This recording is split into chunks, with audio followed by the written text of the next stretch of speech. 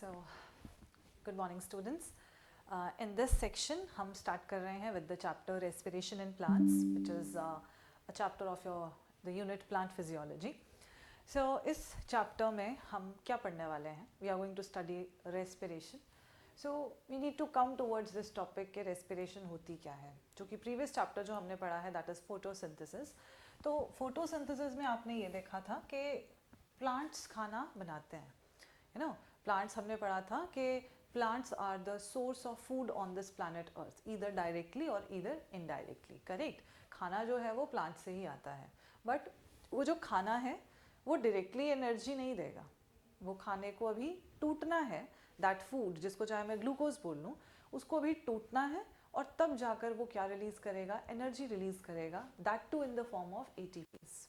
Are you able to understand this thing? इसीलिए plant physiology में जो ऑर्डर है चैप्टर्स का वो इस तरीके से ही है कि आपको पहले फोटोसिंथेसिस वाला चैप्टर दिया है, उसके बाद respiration chapter is given to you. Correct. So you have to remember, you have to understand this thing over here is के photosynthesis, PS is photosynthesis. Okay. तो फोटोसिंथेसिस के प्रोसेस से प्लांट्स ने क्या किया था? प्लांट्स ने खाना प्रिपेयर किया था, right? Food, that too in the form of glucose के फॉर्म में ये खाना बना था. बट खाना बनना ही इनफ नहीं होता, उस खाने को अभी तोड़ा जाएगा और उस खाने का भी और ब्रेक डाउन होगा, तब जाकर उसमें से एटीपीज यानी कि एनर्जी रिलीज होगी. ओके. सो फोटोसिंथेसिस के प्रोसेस से प्लांट्स ने तो अपना काम कर दिया. इस प्रोसेस से प्लांट्स ने अपना काम कर दिया, उन्होंने फूड प्रिपेयर कर लिया है. करेक्ट. सो आपको यहाँ पर याद रखना है, let me. So, for example, I'm talking about plants. Okay. तो प्लांट ने, इसी प्लांट ने क्या किया? अपने लीव्स में फोटोसिंथेसिस के प्रोसेस से क्या बना दी? ग्लूकोज.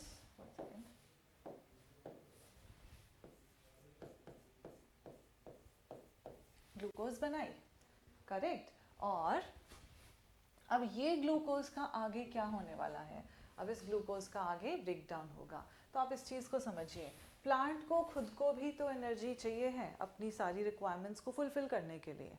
तो अंडरस्टैंड कीजिए, इसी प्लांट के अंदर ये ग्लूकोज जो है अभी और टूटेगा. अल्टीमेटली कहाँ पर ये प्रोसेस होगा? सेल्स में ही होगा, प्लांट सेल्स के अंदर ही होगा. तो ये ग्लूकोज जब टूटेगा तो क्या रिलीज होगी?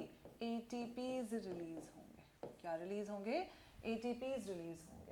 तो ये ग्लूकोज का फर्दर टूटना, ठीक है, यहाँ पर जो प्रोसेस होगा it is going to be break down, यानी ग्लूकोज का ब्रेक डाउन होगा और क्या रिलीज होंगे? एटीपीज रिलीज होंगे. कितने एटीपीज बनेंगे? वील सी, अभी देखते हैं आगे. ठीक है. तो आपने ये याद रखना है कि इसी प्रोसेस को के खाना बन गया. फोटोसिंथेसिस आपने डिटेल में पढ़ ली. One thing, this food is going to further break down and going to release ATPs. इस प्रोसेस को हम क्या कहते हैं? रेस्पिरेशन कहते हैं. फूड का टूटना और उसमें से एनर्जी रिलीज होना ही रेस्पिरेशन कहलाता है. डिफरेंस ये है कि प्लांट जिस खाने को तोड़कर एटीपी बनाता है, वो खाना, वो ग्लूकोज प्लांट खुद बनाता है. दैट ग्लूकोज, ठीक है, I am sorry, just a minute.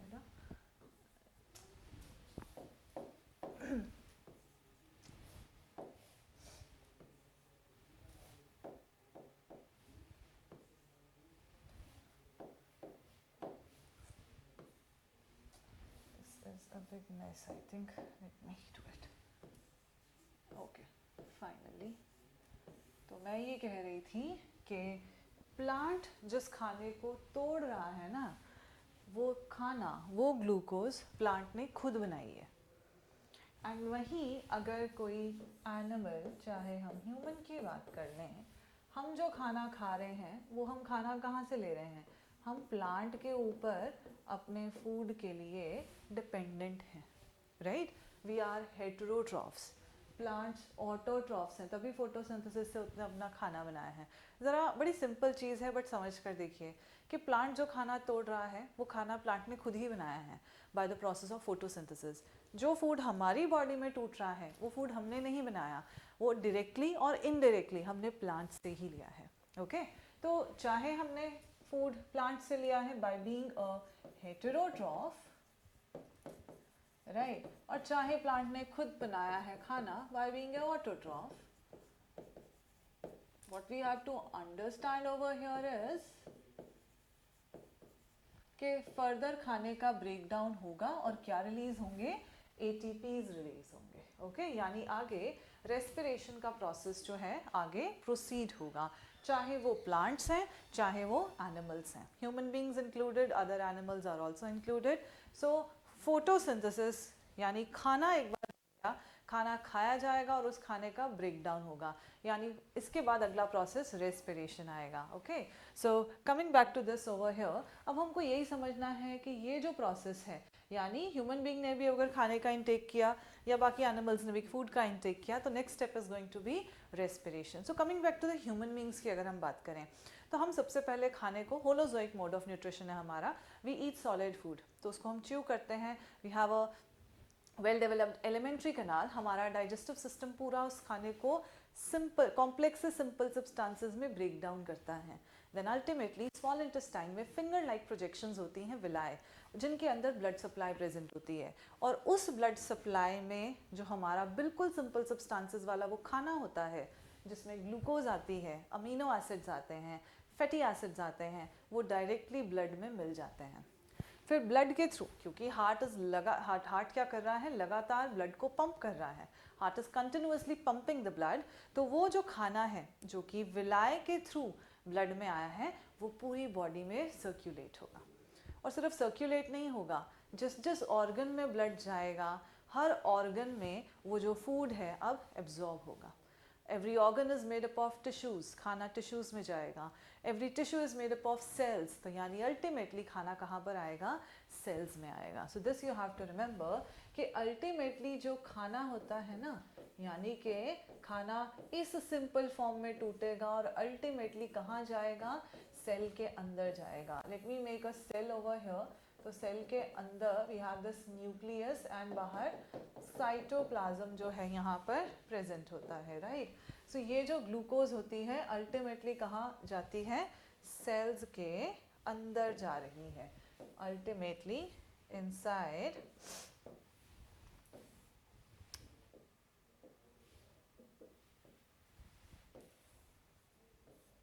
Glucose कहाँ आ गई, सेल्स के अंदर आ गई. ओके, तो यहाँ पर अंडरस्टैंड कीजिए, ये जो प्रोसेस है ना ग्लूकोज का टूटना और एटीपी बनाना, ये जो प्रोसेस है it occurs inside the cells. तो यानी रेस्पिरेशन कहाँ होगी, सेल्स के अंदर होती है. क्योंकि सेल के अंदर रेस्पिरेशन होती है, इसीलिए हम इस प्रोसेस को सेल्यूलर रेस्पिरेशन भी कह देते हैं. What do we call this process as, cellular respiration. इस प्रोसेस को हम सेल्यूलर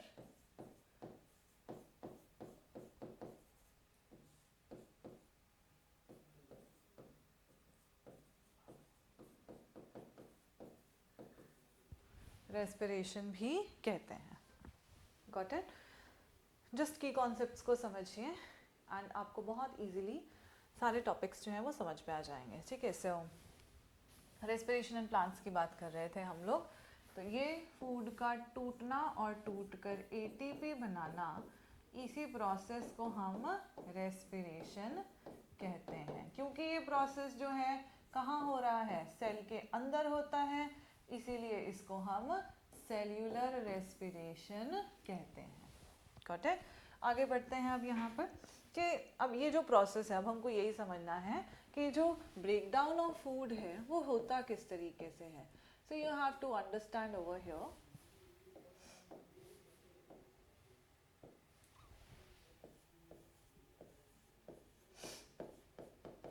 कि ये जो प्रोसेस है रेस्पिरेशन का,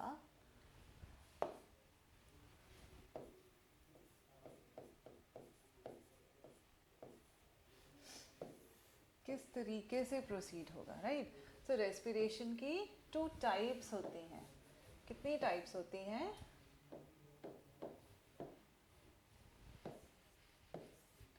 2 तरीके से रेस्पिरेशन होती है, जो कि आप छोटी क्लासेस से पढ़ते हुए आ रहे हो. one is, one second, okay, one is aerobic respiration, दूसरी होती है anaerobic respiration, right? aerobic respiration वो होती है, one second, aerobic respiration वो होती है जो कि ऑक्सीजन की प्रेजेंस में होती है, anaerobic respiration वो होती है जो कि ऑक्सीजन की एब्सेंस में होती है, करेक्ट? यानी जिस रेस्पिरेशन में ऑक्सीजन की रिक्वायरमेंट है वो एरोबिक, जहाँ नहीं है वो एनारोबिक। ये आप छोटी क्लासेस से पढ़ते हुए आ रहे हो। Okay, we need to see difference क्या है। डिफरेंस ये है कि अगर मैं आपको ये बताऊँ, after out of these two aerobic और एनारोबिक ज़्यादा एडवांस वाली रेस्पिरेशन कौन सी है, तो एरोबिक रेस्पिरेशन जो है it is an advanced form of breaking down of food. अब मैं कैसे डिसाइड कर पा रही हूँ कि कौन से वाली रेस्पिरेशन ज़्यादा एडवांस है? जिस टाइप ऑफ रेस्पिरेशन में हमको ज़्यादा एनर्जी मिल जाएगी, ज़्यादा ATPs मिल जाएंगे, हम उसी को ज़्यादा एडवांस बोल देंगे, correct? So understand this thing. तो अगर मैंने एरोबिक को एडवांस बोला है, दैट मीन्स एरोबिक रेस्पिरेशन में हमको ATPs यानी एनर्जी ज़्यादा मिलती है। So learn it, aerobic respiration जब पूरी हो जाती है तो हमको मिलते हैं एट द एंड 36 ATPs। कितने ATPs ऑब्टेन होते हैं? 36 ATPs हमें ऑब्टेन होते हैं। जबकि ये जो एनारोबिक रेस्पिरेशन होती है ना, जब ये पूरी होती है तो हमको सिर्फ और सिर्फ मिलते हैं 2 ATPs। So can you compare, है ना? एनर्जी हमें ज़्यादा कहाँ मिल रही है? एरोबिक रेस्पिरेशन में। एनारोबिक में 2 ATPs ही ऑब्टेन होते हैं। कमिंग सेक्शन में अभी हमको समझना है कि 2 ATP कैसे बचते हैं, 36 ATPs कैसे बचते हैं। इट इज़ ऑल कैलकुलेशन, तो हम देखेंगे आगे in a very easy and a very simple way, correct? So these two, so इधर रेस्पिरेशन एरोबिक होगा या फिर एनारोबिक होगा। नंबर ऑफ ATPs आप यहीं पर लर्न कर लीजिए किसमें कितने मिलते हैं, करेक्ट? सो प्रोसीडिंग अहेड, रेस्पिरेशन की टाइप मैंने बता दी। अब एक और चीज़ जो मैं आपको बताऊंगी यहाँ पर वो ये कि रेस्पिरेशन में, वन सेकेंड, कि रेस्पिरेशन में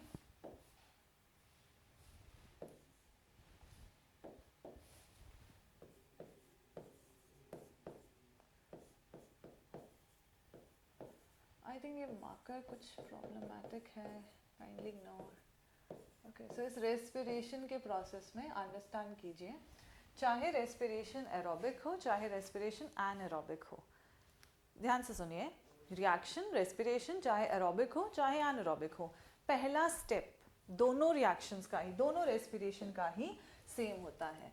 तो रेस्पिरेशन में जो फर्स्ट स्टेप होता है, ठीक है, दोनों रिएक्शंस का वो सेम होता है और उस पहले स्टेप का नाम है ग्लाइकोलिसिस। क्या नाम है उसका? ग्लाइकोलिसिस हम बोलते हैं उसको, ठीक है।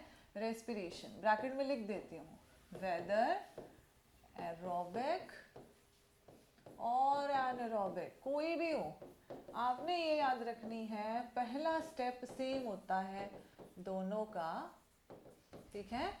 दैट स्टेप इज ग्लाइकोलिसिस, ठीक है जी। ये चीज़ आपने इधर याद करनी है। डन, चलिए आगे बढ़ते हैं। तो फर्स्ट स्टेप तो सेम है, ग्लाइकोलिसिस। अब ये ग्लाइकोलिसिस है क्या, नाम से ही समझो इस चीज़ को। Glyco means glucose, lysis means टूटना, ब्रेक डाउन, ठीक है। तो ग्लूकोज का टूटना, तो पहले स्टेप में ग्लूकोज टूटती है, पूरी टूट जाती है ऐसा नहीं है, ठीक है।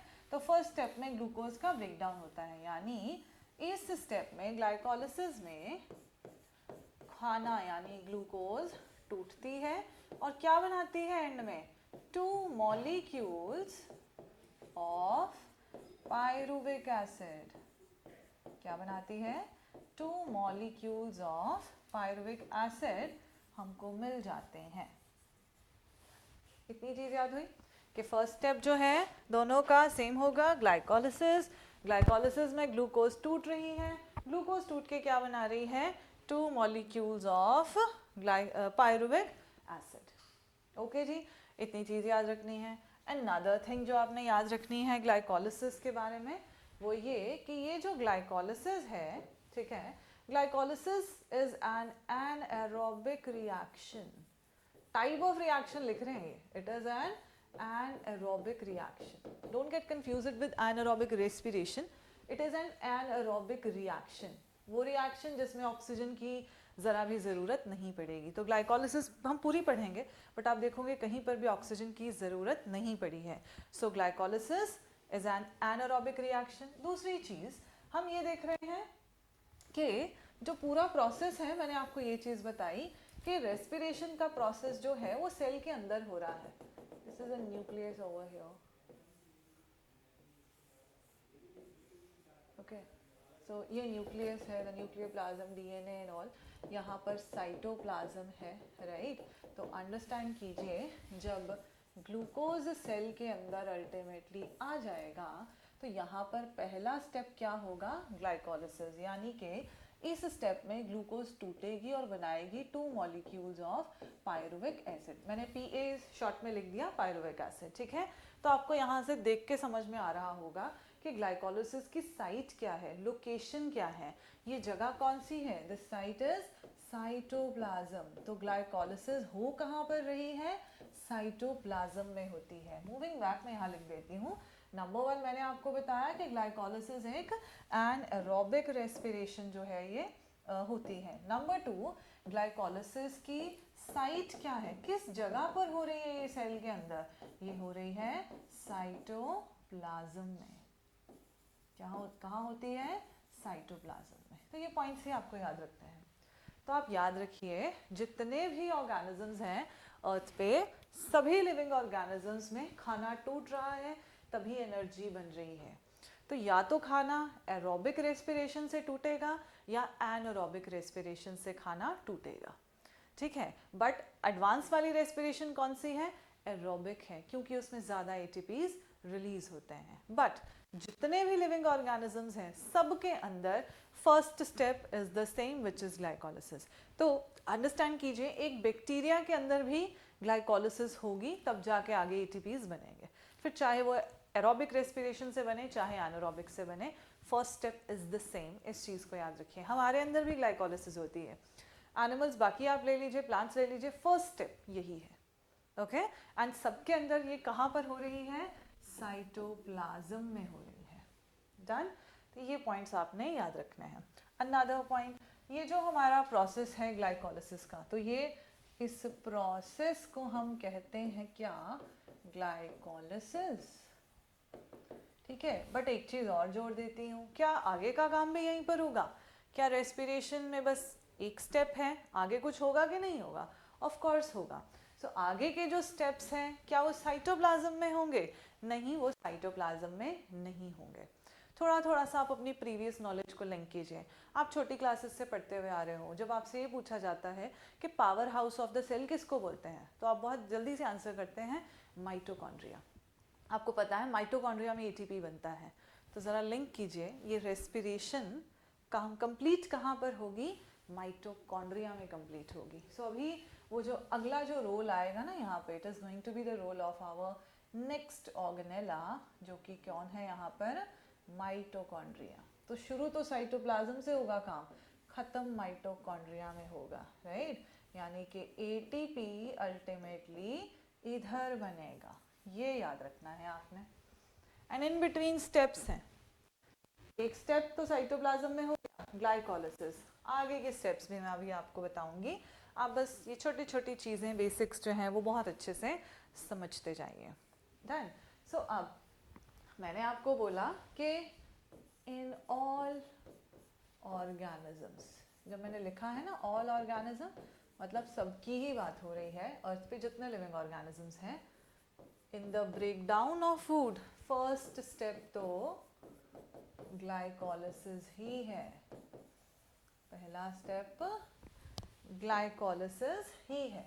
ठीक है, और ग्लाइकोलिसिस से सभी के अंदर बन क्या रहे हैं?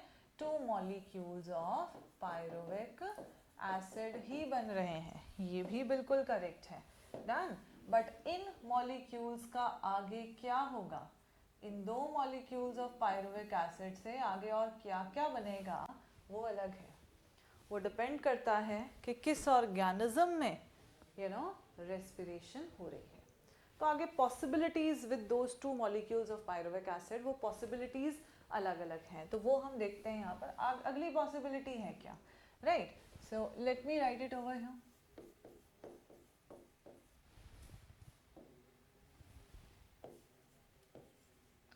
टू मॉलिक्यूल्स बने पायरुविक एसिड के। तो अब देखते हैं आगे डिफरेंट क्या क्या हो सकते हैं। अगर तो यही रिएक्शन हो रही है यीस्ट में, हमारी यीस्ट के अंदर अगर ये हो रही है, थोड़ा यीस्ट का बता दूं। यीस्ट क्या होती है? हमारी यूनिसेल्युलर फंजाई है ये। तो अगर यीस्ट के अंदर रेस्पिरेशन चल रही है तो वहाँ पर this step is going to happen, glycolysis हुआ, आगे in two molecules of pyruvic acid से बनती है एल्कोहल, इथेनॉल बनती है। इथेनॉल बोल दो, इथाइल अल्कोहल बोल दो, one and the same thing. So ethyl alcohol बन रही है। एक चीज अब जरा यहाँ आप ध्यान देंगे, जो ये पायरुविक एसिड होता है ना, याद करेंगे अब आप, पायरुविक एसिड एक 3 कार्बन का कंपाउंड है। ग्लूकोज इज अ 6 कार्बन का कंपाउंड। कार्बन नंबर ठीक रहेगा क्योंकि 2 मॉलिक्यूल्स बन रहे हैं, तो 2 into 3 6 कार्बन बराबर, कार्बन नंबर एकदम सॉर्टेड है हमारा। तो पायरुविक एसिड एक 3 कार्बन का कंपाउंड है, this you have to remember. Coming back to this over here, so pyruvic acid is a 3 carbon का कंपाउंड, बट आवर इथेनॉल जो होती है ये 2 कार्बन का कंपाउंड है। इथेनॉल कितने कार्बन का है? 2 कार्बन। ये 3 कार्बन का कंपाउंड, ये 2 कार्बन का कंपाउंड। तो आप ये देखोगे यीस्ट में CO2 भी रिलीज होती है। ये याद रखना है आपने छोटे छोटे पॉइंट्स को, ठीक है? Pyruvic acid 3 carbon, ethanol 2 carbon, CO2 is going to be release, ठीक है? एंड यीस्ट में ये जो रेस्पिरेशन चल रही है ये एनारोबिक रेस्पिरेशन ही है। ये कैसी रेस्पिरेशन है? एनारोबिक। प्रोडक्ट इज अल्कोहल, साथ में CO2 भी रिलीज हो रहा है। अगर एनारोबिक रेस्पिरेशन है तो ATP कितने बन रहे हैं? मैंने आपको अभी बताया 2 ATPs बनते हैं, correct? So understand this thing over here. तो ये याद रखेंगे आप कि यीस्ट में ये जो बन रही है अल्कोहल, एंड इस प्रोसेस को हम बोलते हैं अल्कोहलिक एसिड फर्मेंटेशन। क्या कहते हैं? अल्कोहलिक एसिड फर्मेंटेशन बोलते हैं, क्योंकि इसमें अल्कोहल फॉर्म हो रहा है। जो जितनी भी अल्कोहल इंडस्ट्री है या ब्रूरी इंडस्ट्रीज होती हैं, सब में यही यूज हो रहा है। ओके, नंबर 2, ये अगर जो रेस्पिरेशन है वो हो रही है, मान लेते हैं हमारी मसल्स में, और वो भी नॉर्मल केस की बात नहीं हो रही है, जब हमने वाइगरस एक्सरसाइजेस की हुई हैं उस टाइम पर अगर हो रही है मसल्स में अगर रेस्पिरेशन हो, तो वहाँ पर ये जो 2 मॉलिक्यूल्स ऑफ पायरुविक एसिड है, let me do it like this, तो ये जो 2 मॉलिक्यूल्स ऑफ पायरुविक एसिड हैं ये कन्वर्ट हो जाते हैं लैक्टिक एसिड में। यानी यीस्ट में ये 2 मॉलिक्यूल ऑफ पायरुविक एसिड बनाते हैं alcohol.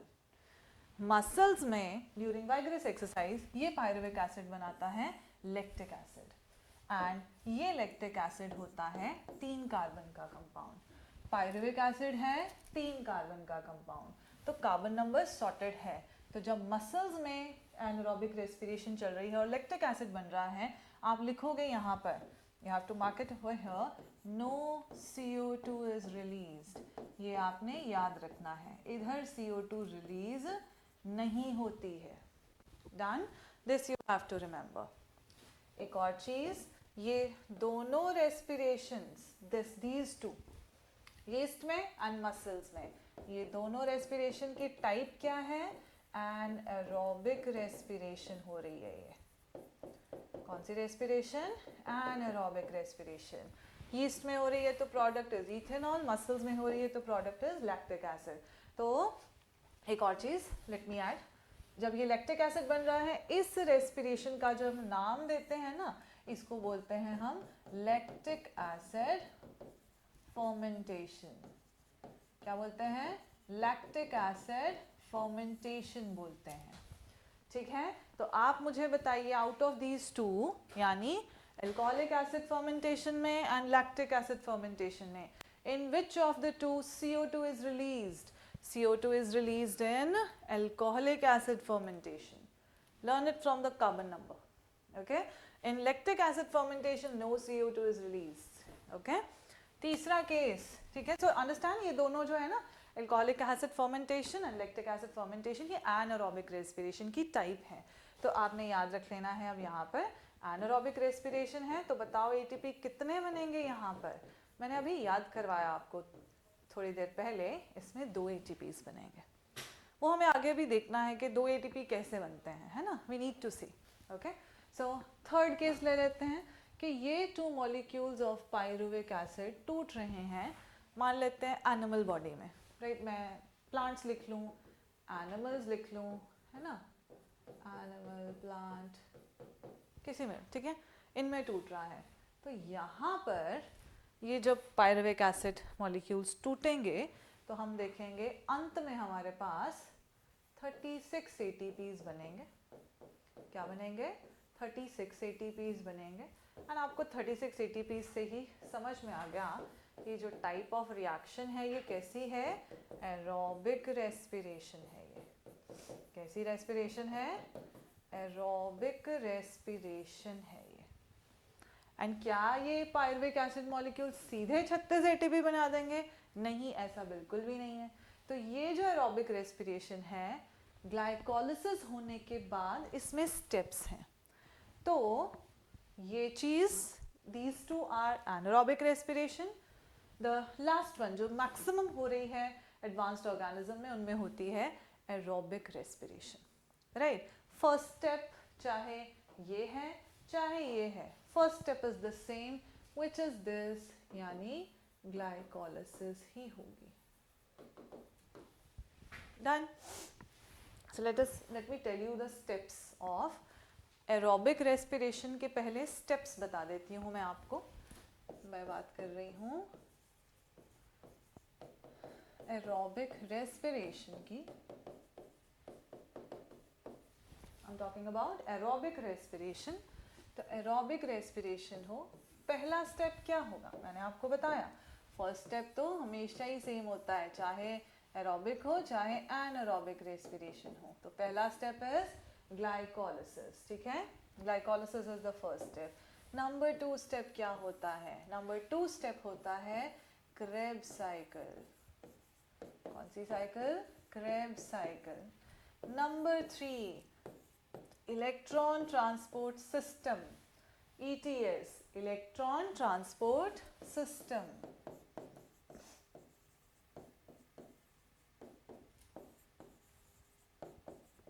Electron transport system. Number 4 जो कि नंबर 3 से जुड़ा हुआ ही स्टेप है, ऑक्सीडेटिव फॉस्फोराइलेशन. Oxidative phosphorylation.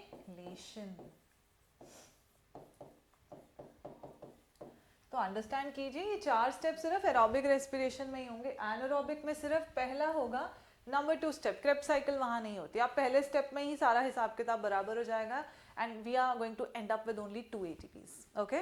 तो अब जरा यहाँ पर देखते हैं. मैं एक सेल बना लेती हूँ यहाँ पे. So this is a cell, this is the nucleus over here, this is the cytoplasm over here. ये है एक हमारा माइटोकॉन्ड्रिया. डन. ये रहा साइटोप्लाज्म. तो आपको भी पता है कि यहाँ पर ग्लाइकोलिसिस हो जाएगी. साइटोप्लाज्म में ग्लाइकोलिसिस होगी, बनेंगे 2 मॉलिक्यूल्स ऑफ पायरुविक एसिड. ये pyruvic acid molecules now enter in the mitochondria और ये आगे की रिएक्शंस माइटोकॉन्ड्रिया में होंगी. तो ज़रा हम साइट भी यहीं याद कर लें इनकी. ग्लाइकोलिसिस का साइट है साइटोप्लाज्म. क्रेब्स साइकिल का साइट है ये जो अंदर मैट्रिक्स होता है ना, यहाँ पे matrix of mitochondria. Matrix of mitochondria यहाँ होती है क्रेब्स साइकिल. ETS कहाँ होती है? ETS होती है यहाँ, inner membrane of mitochondria. Inner membrane of mitochondria. And the 4th step as well, ये भी इनर मेम्ब्रेन में ही होता है. Let me show it to you in detail. Okay. मैंने बोला ये सेल है, this is a cell. Okay. इस सेल में मैं ना एक, दिस इज अ सेल, इसमें मैं माइटोकॉन्ड्रिया बड़ा सा बना देती हूँ। तो ये है माइटोकॉन्ड्रिया की OM is outer membrane of mitochondria. फिर बना देती हूँ inner membrane of mitochondria.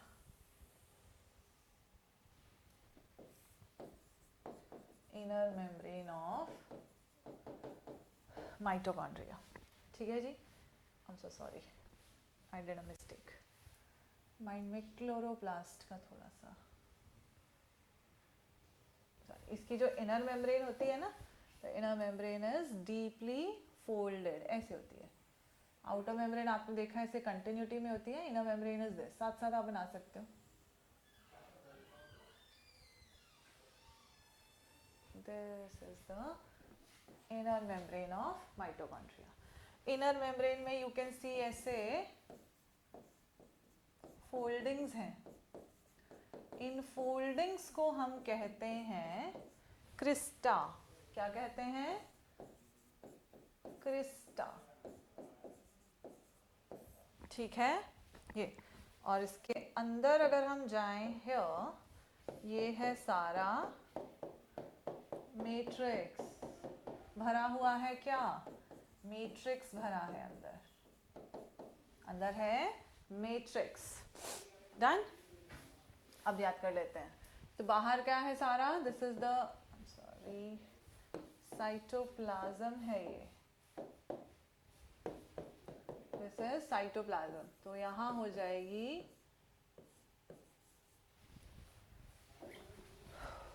Glycolysis.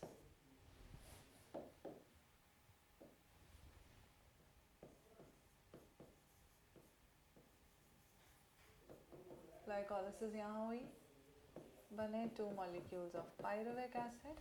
आगे की जर्नी आप देख लो। ये आएंगे कहाँ? माइटोकॉन्ड्रिया में। और यहाँ पर नंबर 2 स्टेप होगा हमारा। पहला स्टेप हो गया, 1 सेकेंड, पहला स्टेप हो गया इधर।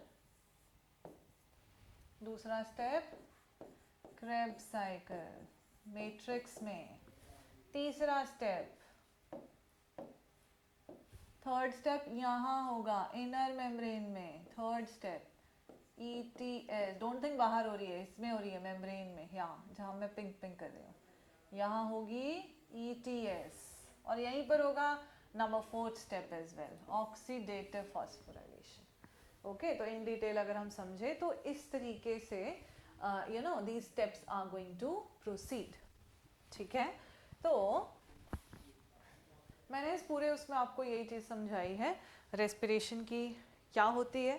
खाने का टूटना रेस्पिरेशन कहलाता है। कहाँ पर हो रहा है ये जो प्रोसेस है? मैंने आपको ये भी बोला सेल के अंदर खाना टूटता है। रेस्पिरेशन 2 तरह की होती है, या तो एरोबिक या एनएरोबिक। एरोबिक ऑक्सीजन की प्रेजेंस में होगी, anaerobic in the absence of oxygen होगी। एडवांस वाली कौन सी रेस्पिरेशन है? एरोबिक है, क्योंकि उसमें 36 ATPs मिलेंगे एंड में। एंड एनारोबिक में सिर्फ 2 ATPs मिलते हैं। कमिंग सेक्शन में हमको यही डिटेल में पढ़ना है कैसे बनते हैं ये ATPs। डन। सो फिर मैंने आपको बताया चाहे रेस्पिरेशन एरोबिक है चाहे एनारोबिक है, पहला स्टेप सेम होता है, और वो सेम स्टेप का नाम क्या है? ग्लाइकोलिसिस। राइट। सो चाहे बैक्टीरिया से लेकर हायर ऑर्गेनिजम्स तक, इंसान तक, सबके अंदर सबसे पहला स्टेप जब खाना टूटेगा तो ग्लाइकोलिसिस ही हो रही है। उसके बाद डिफरेंस आ जाता है, डिपेंड करता है हो कहाँ रही है रेस्पिरेशन। यीस्ट में हो रही है तो एनारोबिक रेस्पिरेशन होगी, प्रोडक्ट बनेगा इथेनॉल, और वहाँ पर सिर्फ 2 ही ATP बनेंगे। अगर मसल्स में हो रही है तो प्रोडक्ट बनेगा लैक्टिक एसिड, और सिर्फ 2 ATPs are going to be formed. And अगर हो रही है हायर ऑर्गेनिजम्स में, जैसे कि हम हैं या प्लांट्स हैं, हमसे तो कम एडवांस्ड है वो, तो हमारे अंदर जो है क्या होगी? 36 ATPs are going to be form, aerobic respiration होगी। और एरोबिक रेस्पिरेशन अगर हो रही है तो एरोबिक रेस्पिरेशन 4 स्टेप्स में, बड़े स्टेप्स में ये कंप्लीट होगी रेस्पिरेशन। एंड अंडरस्टैंड, एक का प्रोडक्ट दूसरे में एंटर होता है। ग्लाइकोलिसिस से बने 2 मॉलिक्यूल ऑफ पायरुविक एसिड, वो एंटर होंगे क्रेब्स साइकिल। क्रेब्स साइकिल के प्रोडक्ट्स एंटर करेंगे ETS। And finally oxidative phosphorylation के प्रोसेस में हमें मिल जाएंगे 36 ATPs, हमें ऑब्टेन हो जाएंगे। Got it? तो हमें यही पढ़ना है। ओके, तो पहले मैं आपको ग्लाइकोलिसिस पढ़ाऊंगी इन द नेक्स्ट सेक्शन। हम ग्लाइकोलिसिस पढ़ेंगे और साथ ही में हम कंप्लीट कर लेंगे एनारोबिक रेस्पिरेशन, क्योंकि उसमें बाकी के स्टेप्स नहीं होते हैं। तो हम एनारोबिक कंप्लीट करेंगे and then we will proceed towards the Krebs cycle यानी एरोबिक रेस्पिरेशन को डिटेल में हम समझेंगे। Okay, so till then kindly revise, make proper notes, short notes बनाइए, ठीक है, कलर्ड नोट्स बनाइए, ये चीज़ें आपको बहुत ही हेल्प करती हैं। Thank you.